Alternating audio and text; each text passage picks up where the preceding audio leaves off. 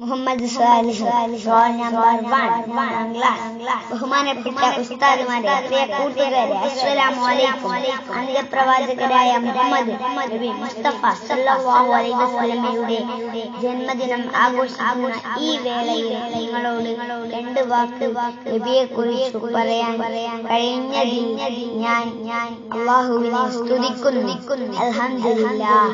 ഞാൻ ഇന്ന് നബിയെ കുറിച്ചുള്ള ഒരു കൊച്ചു കഥ പങ്കുവെക്കാൻ ആഗ്രഹിക്കുന്നു. നിങ്ങൾ ഈ കൊച്ചു കഥ കേട്ടിട്ടുണ്ടാവും.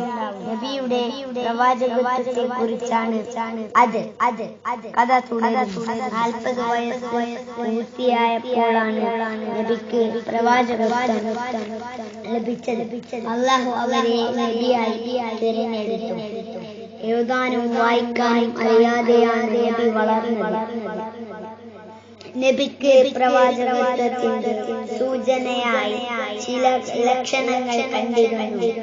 കല്ലുകൾ, മരങ്ങൾ എന്നിവ സലാം പറയുന്നു, പ്രകാശം കാണുന്നു എന്നിവയൊക്കെ അതു കാരണം എല്ലാവരും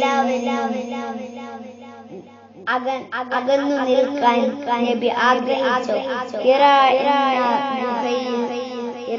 ഗുഹയിൽ ഏകാന്തവാസം അനുഷ്ഠിച്ചു. അങ്ങനെയാണ് ഒരിക്കൽ ജിബ്രീൽ അലൈഹിസ്സലാം വഹയുമായി വന്നത്. ഇഖ്റാ ബിസ്മി മുതൽ മാലം വരെ ഓതി കേൾപ്പിച്ചു കൊടുത്തു. ഇങ്ങനെയാണ് വഹയിന്റെ തുടക്കം. കഥ അവസാനിച്ചു. ഇപ്പോൾ കൂട്ടുകാർക്ക് മനസ്സിലായില്ലേ വഹയിന്റെ തുടക്കം എങ്ങനെയാണ്? ഈ കൊച്ചു കഥ കൊണ്ട് ഞാൻ എന്റെ വാക്കുകൾ നിർത്തുന്നു. അസ്സലാമു അലൈക്കും.